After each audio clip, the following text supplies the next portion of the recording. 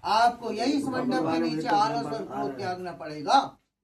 मेरे घर जाकर आप आलस नहीं करेंगी और क्रोध नहीं करेंगी। मेरे घर में मेरे वृद्ध माता पिता या छोटे बहन भाई उनकी टहल उनकी सेवा करनी है आपको। और कहते हैं कुचील वस्त्रम, अपना पति कैसा ही हो, मैले पुराने वस्त्र क्यों न पहने हुआ हो। स्त्री को अपने पति की बुराई और दूसरे के पति की प्रशंसा नहीं करनी चाहिए। कहती है स्वामी आपके इस वचन में भी मुझे संदेह हो गया। गांव में नगर में क्षेत्र में जब बारात आती है और बारात चढ़ती है तो अक्सर स्त्रियां दूल्हे को देखने चली जाती हैं। उस समय दूल्हे को देखकर अक्सर कह देती हैं कि भाई दूल्हा बहुत अच्छा है। क्या मुझे उस समय ये कह देना चाहिए दूल्हा बहुत बुरा है, मेरा पति अच्छा है? कहते हैं उस दिन उसके सर पे ये मुकुट होता है। मुकुट भगवान विष्णु के सर पे है और किसी देवता के सर पे मुकुट नहीं। उस दिन जो दूल्हे का सर्वरूप है वो भगवान विष्णु का सर्वरूप है। किसका सर्वरूप है? भगवान विष्णु का। उस दिन वह विष्णु के सर्वरूप होता है। जब तक मुकुट हो दूल्हे के सिर पर तब तक जो है प्रसन्नता कर देनी चाहिए। और मुकुट करने के बाद स्त्री को अपने ही पति की प्रसन्नता करनी चाहिए।